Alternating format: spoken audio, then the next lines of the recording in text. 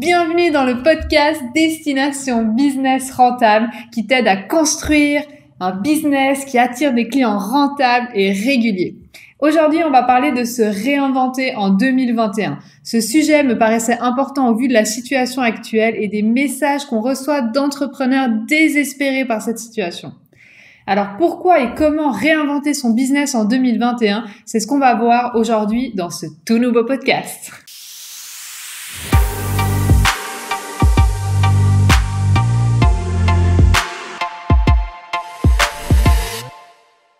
Yes. Bon, alors j'ai envie d'aborder ça de trois manières et parler de trois différentes raisons pourquoi se réinventer. Donc parler de pourquoi se réinventer et ensuite on va parler de quelques exemples moi qui m'ont amusé ou qui m'ont inspiré ou que j'ai trouvé genre hyper smart et des case studies concrets qui ont été vraiment appliqués justement en réaction à la situation actuelle. Donc ça va être le premier podcast d'aujourd'hui où on va vraiment parler d'une étape que j'appelle gestion de crise. Donc ça, c'est vraiment une réaction extérieure, une réaction au monde extérieur. Et en général, c'est assez brutal, c'est assez abrupt.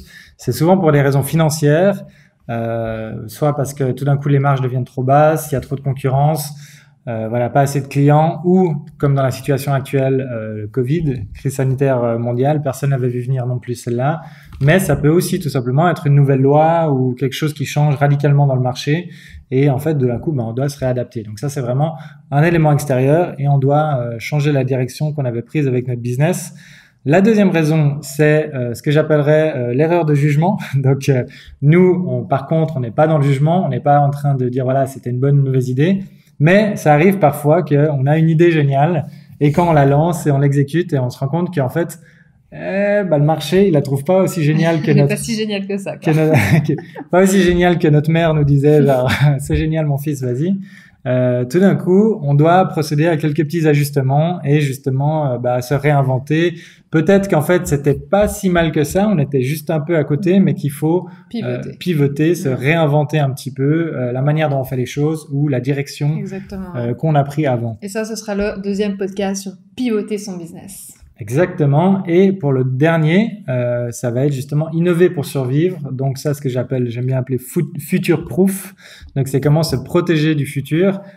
Parce que dans le monde qui évolue, il faut rester compétitif. Et nous, on n'est pas là pour pour enjoliver le business et les lois du marché. En fait, dans la réalité du marché, c'est pas parce que tu montes un business rentable demain qu'après-demain, il sera toujours rentable, surtout face à une concurrence qui est toujours là et qui va toujours venir, surtout si tu as un business rentable, surtout si tu gagnes beaucoup d'argent. Il y a des gens, il y a des petits malins qui vont se dire lui là, ça marche bien son truc. Est-ce que moi aussi je pourrais faire pareil? Avoir une part du gâteau, comme on dit. Ouais, c'est prendre une part du gâteau, voire même peut-être tout le gâteau, en fait, si on fait pas attention. Donc parce que le monde évolue super vite et comment résister au temps, ça c'est une grosse question qu'on a aussi beaucoup d'entrepreneurs qui nous la posent justement sur Instagram, etc. Comment résister au temps? Donc c'est ce qu'on abordera dans ce troisième podcast. Exactement, et c'est vraiment une réalité parce que peut-être que même toi, quand tu as lancé ton business, là aujourd'hui tu as ton idée de business ou tu as déjà lancé ton business, c'est peut-être et même très certainement que tu as vu quelque chose de similaire ou un peu différent et tu te dis moi aussi je pourrais faire pareil, tu vois, ou moi je pourrais faire mieux ou d'une manière un peu différente avec ma touche. Donc c'est pas forcément des gens qui sont mal intentionnés qui veulent vraiment te prendre ton truc, c'est juste que tu vois une opportunité, tu dis tiens, moi aussi je pourrais faire ça. D'ailleurs, j'entendais une interview d'un humoriste qui disait, et il parlait à un autre humoriste, il dit, tu sais, t'as été la raison pour laquelle je me lance dans l'humour et je fais du stand-up. Et le gars, trop flatté, il est là, c'est vrai, merci, trop cool et tout. et le mec, il lui dit, ouais, parce qu'en fait, quand je t'ai vu sur scène, je me suis dit, mais moi aussi, je peux faire ça. Genre, c'est pas si difficile que ça, tu vois. Donc, je trouvais ça très drôle et c'est vrai que ça arrive parfois qu'on se dit, mais attends, lui, il fait ça, il gagne très bien sa vie, moi aussi, je pourrais le faire. Donc, voilà, c'est pas toujours ce qu'on voit, les gens qui veulent juste venir prendre, manger votre gâteau. Oui, puis des gens qui ont eu une grosse problématique, ils l'ont résolu et maintenant qu'ils sont là, maintenant je peux aider les gens avec mon expérience, mon passé, etc. Exactement. Souvent, les gens qui montent un truc, c'est plus des gens qui veulent aider les gens et qui sont en général bien intentionnés. Mais c'est important de s'en rendre compte parce qu'on va aussi donner des exemples des gens qui n'ont pas été future-proof et qui sont pas blindés leur business, et même des gros business qui pensaient être là pour toujours, qui sont faits éradiquer en en quelques années, même pas, parce que ils se sont dit, un tsunami qui est passé par voilà, là. ça va toujours être comme ça. Il y a qu'à regarder, ne serait-ce que tous les trucs genre Uber, mais il y a plein d'autres cas desquels on va parler en profondeur et desquels ces cas concrets on peut tirer des leçons. Donc voilà, je me réjouis aussi du troisième podcast, ça va être super. Mais aujourd'hui, on va rentrer en profondeur dans un cas qui est très très d'actualité, un cas qui nous concerne quasiment tous aujourd'hui, qui est la gestion de crise. Parce que voilà, on a vu toutes ces restrictions, toute cette histoire de confinement, tout ce qui est lié justement à ce Covid, toutes les problématiques que ça a amené. Donc, je voulais commencer par une petite anecdote que j'ai entendue, que par rapport au mot crise dans la langue chinoise, je crois qu'on dit dans le pictogramme, tu sais, je crois qu'on dit comme ça, chinois de crise, il y a aussi le même symbole qui veut dire opportunité. Donc, je trouve ça beau. Donc c'est beau et c'est vrai qu'en fait quand on regarde la réalité, que notre business, imaginons, je sais pas, on est un restaurateur et notre business il arrête de fonctionner, les gens peuvent plus venir manger dans notre restaurant. Et de l'autre côté, il y a des gens qui sont confinés chez eux ou qui peuvent pas aller manger au restaurant et qui ont toujours cette même problématique. Voilà, qui ont toujours cette problématique de j'ai la dalle. Et en fait, faut se dire, en fait, toutes les crises, tous les trucs qui arrêtent justement une situation qui existait, créent d'autres opportunités. Et en fait, il y a plein de gens qui sont chez eux, qui ont faim. Littéralement, et qu'ils ont envie de divertissement, qui ont envie d'apprendre des trucs, qui ont envie de créer des trucs. Il y a des gens avec des enfants qui ont d'autres aussi problématiques et tout d'un coup ils se disent on va parler justement d'un exemple dans ce podcast de quelqu'un qui a résolu aussi un problème par rapport aux enfants. Et en fait, il y a plein de nouveaux problèmes qui émergent et en tant que bon entrepreneur, on aime beaucoup les problèmes parce que problème égale opportunité. Donc ça, c'est quelque chose, moi, que j'adore. Je trouve ça hyper intéressant de s'intéresser aux problèmes des gens, mais pas vraiment en tant que psy, mais plus en tant que businessman, et en train de se dire, voilà, comment je pourrais les aider à résoudre leurs problèmes. Donc, je parlais justement des problématiques d'enfants, qui a été une grosse problématique pendant le Covid. J'ai entendu beaucoup de gens, même des gens que j'ai eu justement en coaching, qui avaient vraiment cette problématique de, ok, écoute, j'essaie de bosser sur mon business, mais j'ai un problème, c'est que j'ai des enfants et quand on est confinés tous ensemble à la maison, les enfants font pas un break en disant papa doit être productif aujourd'hui ou maman doit bosser sur son business. Tu peux moins les sortir, etc. Donc tout le monde est un peu les uns sur les autres. Ouais, donc c'est un peu compliqué. Donc moi j'ai entendu pas mal de gens qui sont un peu rabattus sur le côté, écoute, je sais qu'on devrait pas, mais on leur a donné les iPads des fois de temps en temps. Quand j'ai un call important, j'ai un truc, il faut vraiment que je puisse être concentré. Donc le temps de télé et le temps d'iPad, je crois, a vachement augmenté par certains moments. Écoute, on juge pas, mais des fois la fin justifie les moyens. On a besoin de faire des trucs, il y a des moments, voilà. Et justement, je vous parle d'un exemple concret. J'avais vu justement une boîte aux États-Unis. C'est des nanas, c'est des dames qui avaient organisé justement des anniversaires, des birthday parties pour les enfants et qui allaient justement chez des gens toutes déguisées en fées ou en différents déguisements, différents thèmes et qui organisaient ces birthday parties avec une animation, avec le truc du gâteau, on fait des jeux, on fait des animations et puis c'est un truc, les parents adorent, c'est tout organisé, clé en main, et puis ils s'occupent, invitent plein de gamins, et puis eux, ils peuvent un peu se relaxer, tandis que eux, c'est vraiment leur métier, c'est vraiment des professionnels, justement, qui gèrent tout ça, et puis d'un coup, t'es là, on est content quand il y a les 30-40 gamins, il y a quelqu'un qui s'en occupe et qui gère tout ça, et tu peux être un peu plus relax, et c'était quelque chose boire ton mojito tranquille. C'est quelque chose, l'alcool au birthday party des enfants, je pense, ça doit être une problématique. Il y en a besoin, il y a 40 enfants, donc. Justement, en fait, c'est bien d'avoir quelqu'un qui, je pense, surtout dans des trucs où il y a beaucoup de gamins, d'avoir quelqu'un qui gère tout ça. Je pense que c'est quelque chose qui résout une grosse problématique. Et avec le Covid, le côté confinement, tout d'un coup, tout ça, ça s'est arrêté net. Et donc, c'est quand même un business qui avait, je crois, 5-6 employés, qui faisait ça toute l'année dans une grosse région, et puis qui faisait ça quand même, c'était tout le business là-dessus, et d'un coup, plus rien, tu vois. Donc, il y a plein de personnes qui se retrouvent sans boulot, et elles ont fait un pivot que j'ai trouvé très intéressant, c'est justement, elles ont compris que les enfants, ils étaient plus au birthday party, mais ils restaient dans les pattes de leurs parents. Donc, ils se sont dit comment on peut faire en sorte de justement soulager les parents pendant 1 heure ou 2 avec une animation à distance. Donc elles ont en fait monté la même genre d'animation, mais via des calls, via Zoom. Et même, ils ont fait un truc que je trouve génial, c'est que pour rendre le truc un peu plus réel et moins juste, je regarde quelqu'un à la télé, c'est quand tu prenais le pack chez eux, bah, ils t'envoyaient genre une peluche ou un machin ou un truc un peu magique qu'ils appelaient. Et puis, ils demandaient aux parents de le planquer dans un tiroir ou le planquer dans un truc. Comme ça, à un moment, il leur faisait un tour de magie. Il avait le même de l'autre côté de la caméra. Et à un moment, il fait, voilà, on fait disparaître le truc et puis le machin disparaît. Il fait, ah, je crois qu'il est apparu chez toi. Et ça rendait le truc hyper réel pour l'enfant. Ça donnait genre, ah, waouh, c'est vraiment cool. Une expérience vraiment cool. Donc, en fait, elles ont trouvé tout ce truc et d'un coup, ce business qui était un peu avant cantonné à la Donc région. Les parents avaient caché la pluche quelque part. Hein, Ouais, exactement. Ouais, voilà, d'accord. oui, c'est pas des vrais magiciens. Enfin, c'est pas des vraies magiciennes. C'est avec bien sûr la complicité des parents qui aidaient à faire ça et ensuite comme ça. Et les enfants, ils étaient tout contents. Ouais, et puis c'était là, bah viens, prends ta peluche devant, et puis on commençait à jouer avec, et puis il y avait toute cette animation, et puis pendant 1 heure, 2 heures, t'avais vraiment quelqu'un qui s'en occupe. Et en fait, quelque chose qui était limité avant à un périmètre géographique qui était dans la région dans laquelle ils allaient pour organiser, est devenu un business où même qui ont pu engager des gens et qui ont pu avoir d'autres personnes aussi qui étaient bloquées à la maison et qui ont pu justement s'occuper des gamins à distance, d'autres personnes. Et vraiment sous le même processus et pouvoir tout d'un coup toucher tous les États-Unis, voire même beaucoup plus loin. Ouais, le monde. Donc voilà, un business, en fait, ça donne des fois des opportunités, ce genre de pivot, où on se dit « Ah, mais je suis pas sûr que ça pourrait marcher », mais en fait, dans la détresse, parce que souvent, c'est des gens qui se disent « Attends, j'avais un business qui commençait à tourner ou qui tournait bien, et d'un coup, tout s'arrête ».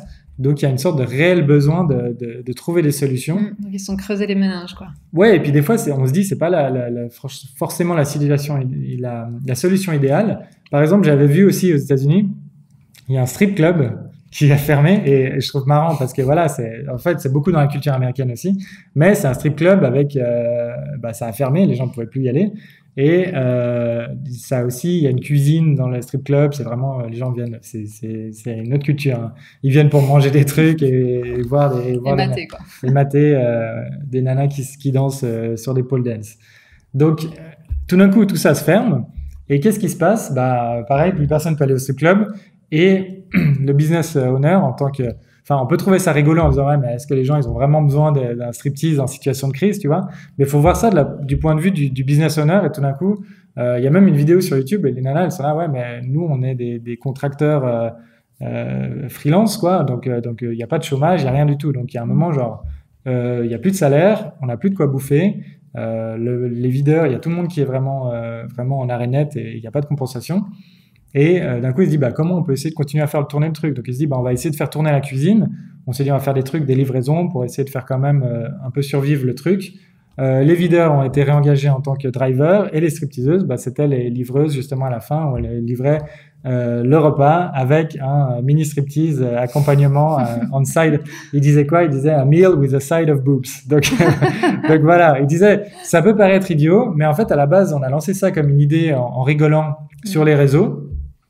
Et il y a des gens qui te disent ah ouais mais ouais pourquoi pas, où c'est qu'on peut essayer ça et tout machin. Et en fait c'est parti vraiment je pense qu'ils étaient désespérés, ils se sont dit on n'a pas d'autre choix, donc ils se sont dit tiens on peut essayer. Et ils ont dit voilà ils font un petit prix, je crois que c'est genre $30 en plus pour la livraison, et puis ils se partagent ça entre les nanas et puis le driver. Donc c'est vraiment, ils disaient qu'ils font à peine le salaire minimum, mais il y a quelque chose, tu vois. Ouais. Et en fait c'est vraiment l'état d'esprit de vraiment genre ok, on est au pied du mur, comment on se réinvente, comment on trouve une opportunité. Il y a des choses qui sont comme ça temporaires, qui sont pas forcément les business les plus lucratifs du monde, mais qui sont intéressants d'explorer. Et des fois, il y a des idées à la con, désolé du mot, mais des fois, il y a des idées qu'on a l'impression que c'est une idée bête, mais qui se retrouvent à être en fait une idée géniale. Parce que c'est marrant, on dit souvent c'est difficile de distinguer un entrepreneur, un génie d'un fou, parce qu'en fait, les idées évidentes, les investisseurs ont déjà mis de l'argent dedans. Mais en fait, c'est toutes ces idées qui ont l'air un peu folles, et avant qu'elles soient réalisées, en se disant mais ça va jamais marcher, jusqu'à qu'il y a quelqu'un qui arrive et qui la réalise et qui l'exécute proprement et qui devient un business super rentable. Et d'un coup, les gens se disent mais pourquoi ça n'a pas été fait avant? Il y en a d'autres qui essaient de faire la même chose. Et c'est pour ça que des fois, c'est une piste intéressante d'explorer justement dans ces situations de crise, d'essayer de nouvelles choses et de tester de nouvelles approches. Il y avait aussi un truc que moi j'avais beaucoup aimé, ça revient à un retour justement de reprendre des trucs plus rétro et qu'on vivait avant, c'est tous ces cinémas. Il y a un cinéma, je crois, qui s'appelle Evo aux États-Unis, qui bien sûr a fermé aussi ses portes.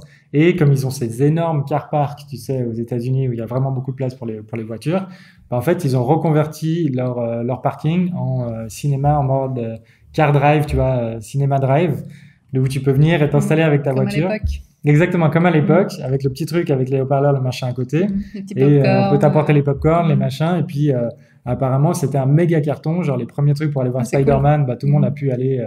T'as envie de sortir, mais t'as pas trop le droit d'être dans un truc ouvert, d'un truc fermé. Donc, chacun dans sa voiture, chacun est safe. Et t'as le cinéma qui est projeté au loin avec ça, ils ont ces énormes rétroprojecteurs de cinéma où ils ont pu mettre ça contre la façade du truc. Et puis, t'as pu. Voilà, c'est pas la même sensation qu'un film, mais en même temps, t'as ce petit goût un peu rétro, tu sais, qu'on a tous, tu te dis, ah tiens, j'aurais bien aimé essayer ça. la télé, quoi. Ouais, j'aurais bien voulu essayer ça, donc il y a cet aspect de nouveauté qui est hyper cool et qui donne envie aux gens, ah bah tiens, viens, on va essayer, tu vois.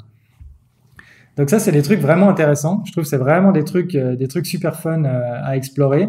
Et après, une des grosses modes, moi, que j'ai vu aussi exploser à tous les niveaux, ça c'est peut-être selon le domaine dans lequel ton business il est aujourd'hui, ça peut peut-être aussi t'intéresser, c'est tout ce qu'on appelle le DIY kit. Donc DIY, ça c'est l'abréviation de Do It Yourself. Donc, par exemple, il y a pas mal de gens de pizzeria ou même de boulanger qui disaient là, bah tiens, on te fait une recette pour faire tes propres donuts ou faire tes recettes pour faire ta propre pizza avec un kit, avec ta pâte, tes machins, tes petites herbes aromatiques. Ils te le livrent après. Et puis, ils te le livrent et tu peux le faire toi-même. Ah, c'est chouette. Donc, il y a des gens qui vont dire, ouais, mais moi, j'ai envie de commander une pizza toute faite, j'ai juste envie de la manger. Mais il faut aussi partir du principe qu'il y a beaucoup de gens qui sont chez eux, qui ont pas grand chose à faire, beaucoup de temps à tuer, et qui se dit, mais pourquoi pas, j'apprendrai un nouveau skills. J'ai vu l'histoire d'une. Je trouve ça chouette. Et justement, en faisant un peu de recherche, je suis tombé sur l'histoire d'une grand-mère en Italie qui s'est dit, ah bah moi, je veux apprendre à faire les pastas de la nonna, tu vois, les pâtes vraiment de la grand-mère à l'italienne. Et elle a fait justement plein de streaming où elle donnait des cours aux gens pour faire vraiment les pâtes à l'italienne, machin et tout. Donc ça fait vraiment une activité, t'apprends un truc. C'est un truc que tu peux faire en famille, tu peux faire à plusieurs, tu vas partager quelque chose à un moment et pas juste être distribuer les iPads. Ouais, puis ça vient d'une autre époque aussi, donc c'est vrai que maintenant, voilà, peu de gens savent faire des pâtes de la nonne, ouais, clairement. j'imagine, donc c'est vrai que c'est hyper cool. Et voilà, tout ce qui est ce côté do it yourself, ou tu vois, de pouvoir partager comme ça en ligne, il y a beaucoup de cours qu'ils ont explosé, mais des cours sur tout et n'importe quoi. Vraiment, on a tendance à croire que il faut un cours sur un truc hyper poussé, un domaine hyper pointu. Mais le truc, c'est comme aujourd'hui, on s'adresse à beaucoup plus de monde sur le marché. Il peut y avoir des domaines qui sont très nichés. J'ai vu quelqu'un qui fait un carton en faisant toute une chaîne YouTube et des cours comment faire ses propres vinaigres et des trucs comme ça, ou tu sais, les pickles de carottes ou des machins, des probiotiques et tous les trucs comme ça, comment ses propres trucs fermentés, tu vois. Son kimchi, là, tu sais, les trucs coréens, des trucs comme ça. Et t'es là, genre, mais qui c'est qui va regarder ça, tu vois? Et t'es là, ouais, bah pourquoi pas mettre une nouvelle activité autour de la cuisine, autour, je sais pas, d'un truc plus de science, autour d'un truc plus business. Et en fait, il y a énormément de trucs à partager. Il y a plein de gens qui ont envie d'apprendre des choses et qui se disent, ah, mon business va être compliqué dans les prochaines années à suivre, dans la manière dont il a toujours été fait. Donc, peut-être que je devrais apprendre un nouveau skills, apprendre une nouvelle manière de faire les choses. Et donc, encore une fois, quand on regarde d'un point de vue d'un entrepreneur, il y a des gens qui recherchent ça. Donc, peut-être qu'il y a des opportunités de partager ça. On a vu aussi dans beaucoup de gens qui sont dans les problématiques des agences de voyage ou surtout des agences d'événementiel. On a eu beaucoup de gens justement qui nous écrivent, voilà, moi je suis dans l'événementiel, c'est très compliqué en ce moment. Par exemple, qu'est-ce qu'il pourrait y avoir dans cette idée-là, tu vois, genre un do-it-yourself événement, surtout quand c'est des professionnels de l'événementiel, ils ont vraiment compris en général que c'est plus l'expérience et comment vraiment faire partager une expérience et essayer de transmettre un petit peu de leur savoir-faire à travers une vidéo, à travers des kits, peut-être, à travers comment faire partager une expérience, même si c'est un petit comité. Pour les fêtes, je suis sûr qu'il y a beaucoup de gens qui ont des problématiques de faire des fêtes en très petits comités. Comment on pourrait améliorer ça? Comment on pourrait rendre ça fun pour tout le monde? C'est aussi peut-être une opportunité qui pourrait être partagée par les boîtes d'événementiel. Donc voilà, ça c'est des exemples de cas pratiques. qu'ils ont été vraiment opérés pendant ces trucs de Covid, mais il y en a tout plein à travers l'histoire, même avant qu'il y ait le Covid. C'est pas forcément quand il y a une situation de crise. Donc ça, c'est quelque chose aussi qu'on va parler dans les prochains podcasts, qui est ce côté, bah voilà, quand on n'a pas une idée qui est parfaitement alignée, comment on peut se réaligner un petit peu ou trouver des poches d'opportunités dans ce qu'on fait déjà et comment pas tout jeter à la poubelle et se dire, est-ce qu'il n'y a pas quelque chose à garder et de faire un peu mieux. Et après, dans le troisième podcast, où on va parler de ce côté future-proof et comment justement se blinder face aux futurs entrepreneurs qui viennent essayer de ronger les parts de notre gâteau qu'on va construire ensemble à travers ces podcasts. Et voilà, je crois que... Est-ce que tu avais quelque chose à rajouter pour ce podcast? Alors non, mais j'espère vraiment en tout cas que ce podcast t'a plu.